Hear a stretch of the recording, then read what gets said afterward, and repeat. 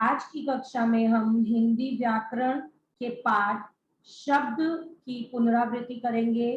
तो शब्द के बारे में पुनरावृत्ति करने के लिए मैं आप सबको एक वीडियो दिखाऊंगी, जिसकी सहायता से आपको पता चलेगा कि सार्थक तथा निरर्थक शब्द क्या होते हैं।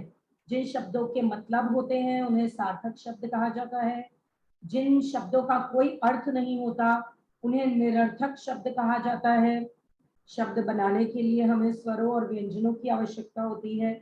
ये सब हम इस वीडियो में देखेंगे और उसके बाद हम करेंगे एक पुनरावृत्ति अभ्यास पत्र। तो सभी इस वीडियो को ध्यान से देखेंगे।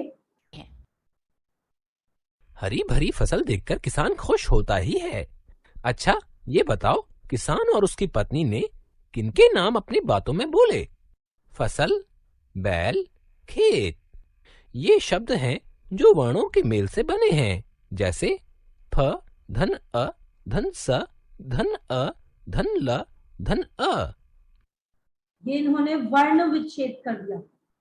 एक शब्द को बनाने के लिए हमें कुछ स्वरों की और कुछ व्यंजनों की आवश्यकता पड़ती है। अगर हम इन स्वरों और व्यंजनों को ठीक प्रकार से लगा दें तो जो शब्द हमारे पास आएगा उसका कुछ ना कुछ अर्थ जरूर निकलेगा। लेकिन अगर हम स्वरों और व्यंजनों को ठीक प्रकार से नहीं लगाते तो हमारे पास बेमेल शब्द आ जाते हैं। बेमेल शब्द ऐसे शब्द होते हैं जिनका कोई अर्थ नहीं होता। ब, धन ए, धन ल, धन अ। ख, धन ए, धन त, धन अ। इनका कोई ना कोई अर्थ है, अर्थात दो या दो से अधिक वर्णों के सार्थक मेल को शब्द कहते हैं। अर्थ के आधार पर शब्द के दो भेद होते हैं।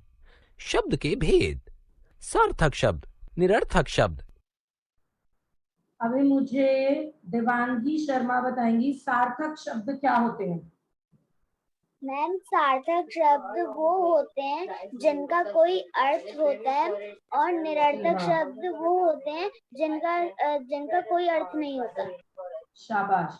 हम सबके शब्दों, हम सबके नामों का कोई ना कोई अर्थ है। हर एक व्यक्ति के नाम का अर्थ होता है।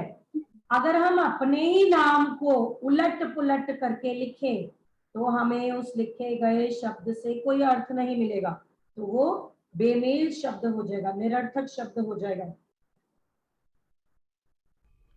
सार्थक शब्द वर्णों का ऐसा मेल जिसका कोई ना कोई अर्थ होता है, सार्थक शब्द कहलाता है। इनके अर्थ हमें शब्दकोश में लिखे मिलते हैं, जैसे तरबूज, पपीता, पुस्तक इत्यादि।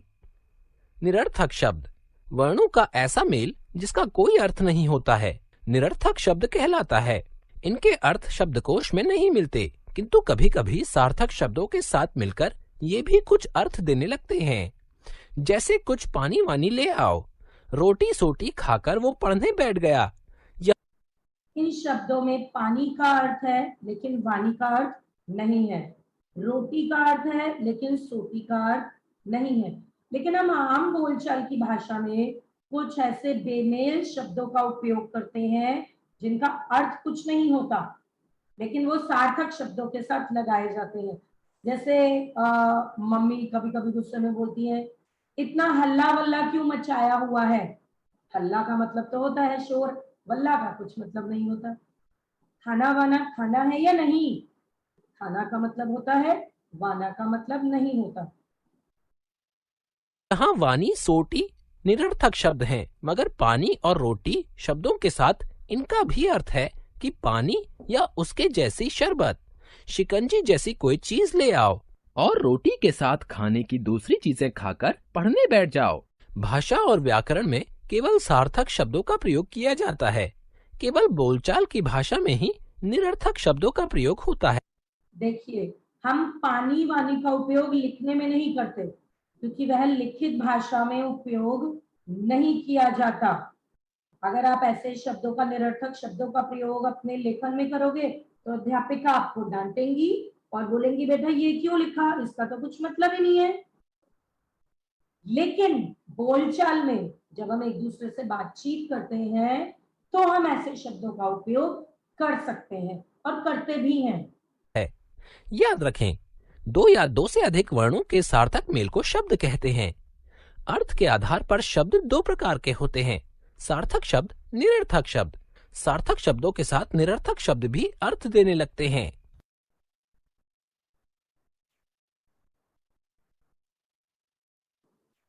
शब्द की परिभाषा लिखने के बाद तथा सार्थक व निरर्थक शब्द लिखने के बाद आप तीसरे नंबर पर ये प्रश्न लिखेंगे और आपका प्रश्न है सार्थक शब्दों पर गोला लगाओ, अर्थात आपको हर एक अंक के पास 4 शब्द दिए हैं।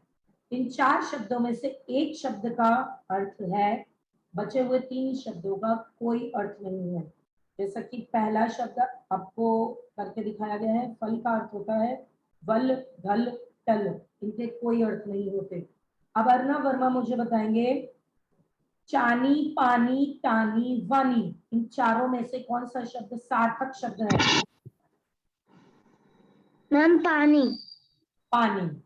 तो हम पानी पर गोला लगाएंगे, पानी शब्द पर, और बाकी 3 शब्दों का कुछ भी नहीं करेंगे।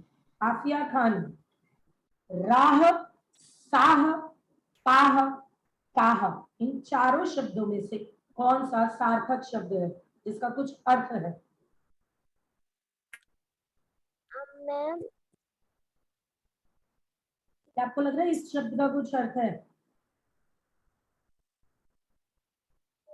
Yes ma'am. क्या अर्थ होता है राह का? राह मतलब रास्ता। राह मतलब होता है रास्ता, डगर जिस पर हम चलते हैं। हरिप्रसाद, सागर, मैम वागर। हाँ जी बेटा, आप म्यूट कर लो। अब हरिप्रसाद अगले प्रश्न का उत्तर देगा। सागर, वागर, कागर, चागर, इन चारों में से किसका अर्थ है? कौन सा शब्द एक सार्थक शब्द है जिसका हमें मतलब पता है कि जी हाँ इसका कुछ मतलब हो सकता है? ऐसा कौन सा शब्द है बेटा? मैम बादल। बेटा हमारे पास ये 4 शब्द है, सागर, वागर, कागर, चागर, इन चारों में से। मैम बादर। बादर। बादर का क्या मतलब होता है? अच्छा मुझे बताओ, क्या सागर का मतलब होता है?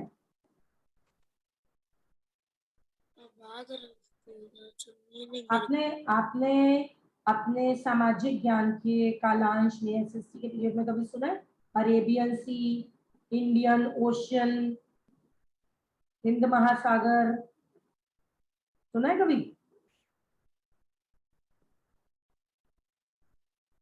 सागर का मतलब होता है समुद्र जिसमें अथाह पानी होता है, जिसको हम नाप नहीं सकते, जिसकी गहराई नहीं नाप सकते हम,